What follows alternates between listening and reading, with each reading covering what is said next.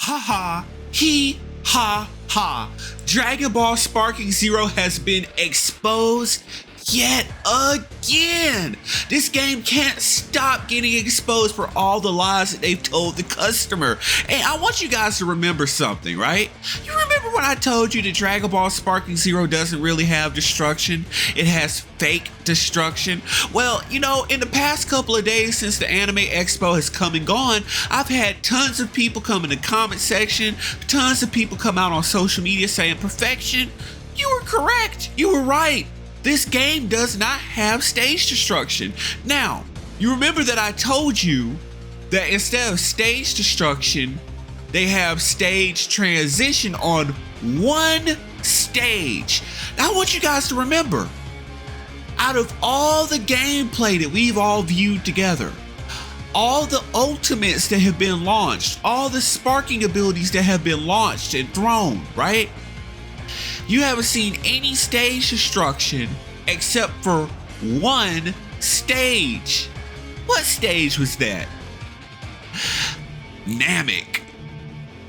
You remember I told you that it was going to be one stage in this game that was going to have destruction, fake destruction, and that it was going to be Namek. And what's come to pass? What has come to pass? Namek is the only stage transition, because I refuse to call it stage destruction. You have two stages. You have Planet Namek and you have Destroyed Planet Namek. And if you use an ultimate on Planet Namek, you transition to Destroyed Planet Namek. But all the other stages, it doesn't matter how many times you throw an ultimate, it is not going to be destroyed. How many times do you guys have to learn this lesson? Perfection spreads facts. Perfection has the facts.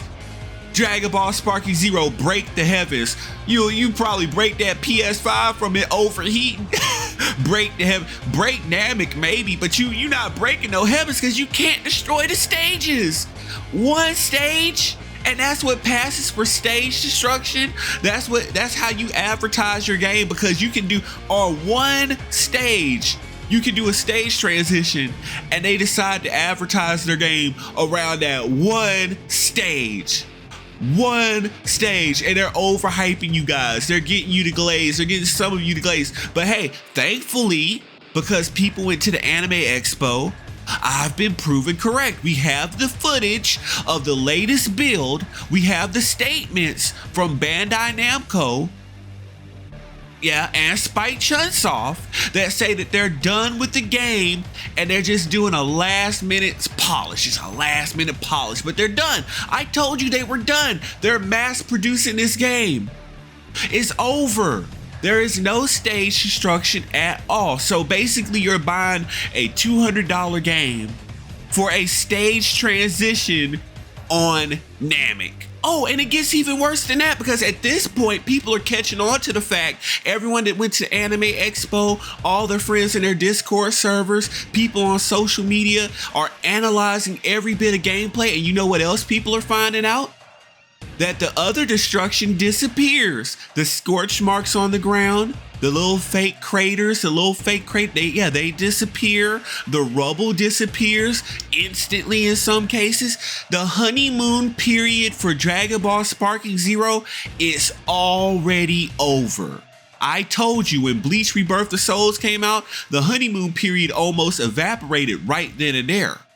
But no, right now, Sparking Zero, the honeymoon period is pretty much over. People are looking at this game, all the gameplay that has come out, every decision that they have made has been flawed. The trailers have been trash. They've run out of reveals. I promise you, they're gonna reveal that secret character, and it's either gonna be Daima related, or it's gonna be Super Saiyan 4 Gogeta, the only GT character in the game, and he's gonna have the exact same animations right down to the letter as Super Saiyan Blue Gogeta. And they're gonna pretend like they got GT in the roster. They're gonna pretend like that actually is GT. Watch.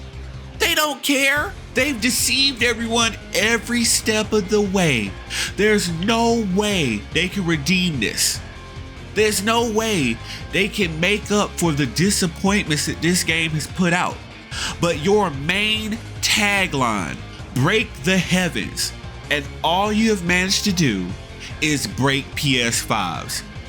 You haven't broke the heavens. Can you break the heavens on the Cell Games Arena? No. Can you break the heavens in the desert? No. Can you break the heavens on Supreme Kai's planet? No. You can only break the heavens on a PS5, or you can break the heavens, aka stage transition, on Planet Namek. Ain't that a bitch? Ain't that a bitch? Ain't that a $200 for that? Oh no, and apparently it gets even worse than that, because in addition to not being able to break the heavens, they can't even program your moves appropriately. Let me explain. So we already had it confirmed that Janemba, both his normal form and his transform state, aren't in Sparking Zero. We also got it confirmed that Tapion and Hirudegarn aren't in the game because they were absent in a Sword vs. Fist trailer. But we also, to put the cherry on top of that, found out that Goku's Dragon Fist doesn't even work properly.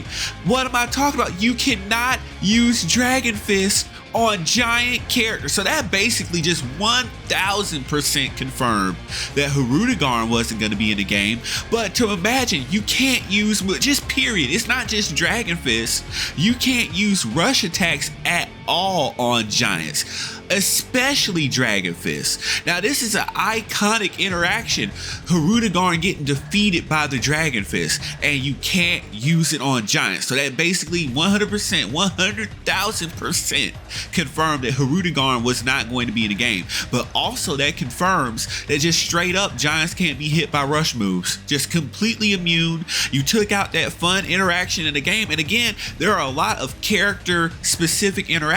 That also confirms that Super Saiyan 4 Goku isn't going to be the game, because remember, he could use his Dragon Fist on Great Ape Baby. He could use his Dragon Fist on Great Apes and Giants in general. So like every single time you look at this game, it's just failing, it's flopping. How do you mess up the Dragon Fist? How do you mess it up? And we already saw Sparking Zero Glazers come out and try to defend it and pretend like that didn't happen in BT3. And people had to bring out clips to prove to them, even though they had been playing the game.